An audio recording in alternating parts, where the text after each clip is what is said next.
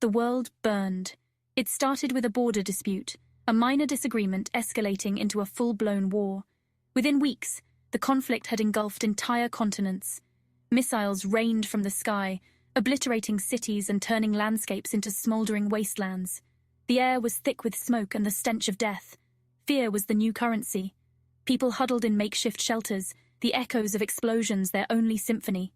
Governments, desperate to maintain control, tightened their grip on information, censoring any glimmer of hope or dissent. The internet, once a beacon of free expression, became a tool of propaganda and fear-mongering. The old world order crumbled, replaced by a terrifying new reality where survival was the only victory. Hope, it seemed, had become a casualty of war. Yet, in the heart of the storm, a small group of individuals dared to dream of a different future. They dared to believe that even in the face of unimaginable destruction, humanity could find a way back from the brink. Rachel, a young software engineer at Microsoft, watched the news unfold with a knot in her stomach. She had always believed in the power of technology to connect people, to bridge divides. Now she saw it being used for the exact opposite, to destroy, to divide, to kill. Late one night, while working on a critical update for Windows, an idea struck her. She knew that almost every computer in the world, from military command centers to government offices, relied on Windows. What if they could use this to their advantage?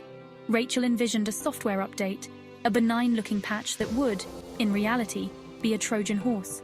Once installed, it would target specific systems, critical infrastructure that fueled the war machine. The plan was audacious, but the more Clara thought about it, the more she realized it might be their only chance.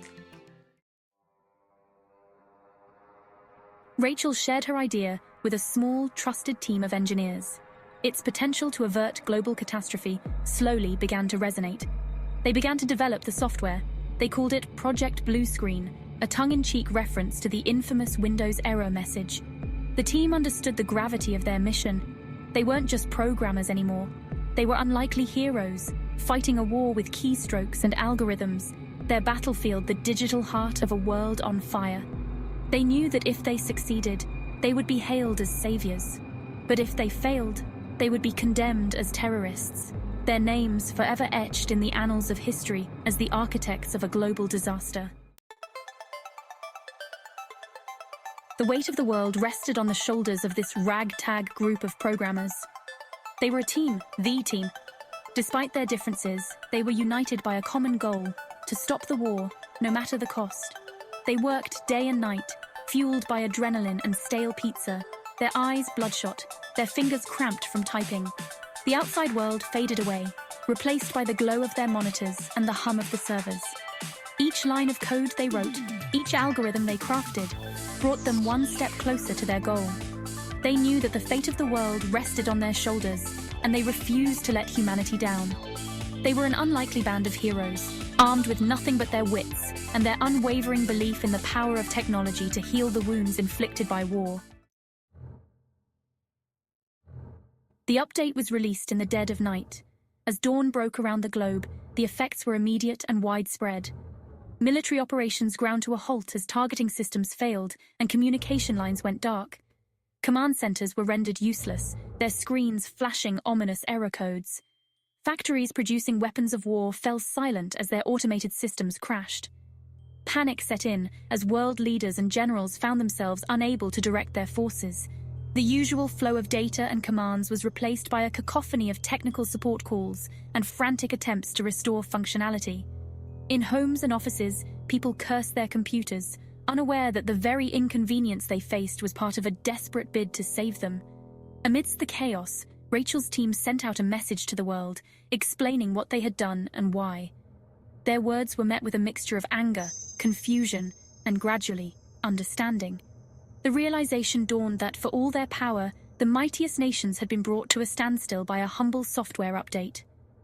In the weeks that followed, an uneasy truce settled over the world. With their technological infrastructure in disarray, nations were forced to communicate, negotiate, and seek solutions to their disputes through dialogue rather than force. The urgent task of fixing the digital mess took precedence over the machinations of war.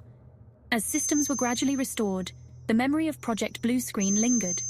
It became a stark reminder of the interconnectedness of the modern world, of how fragile the pillars of society truly were. Rachel and her team were hailed as heroes by some, vilified by others, but their audacious act had achieved its goal. The world once again stood on the brink, this time, of a new understanding. Technology, the very tool of destruction, had been repurposed to force humanity to pause and reflect. And in that pause, there was a glimmer of hope that the lessons learned would guide them towards a more peaceful future.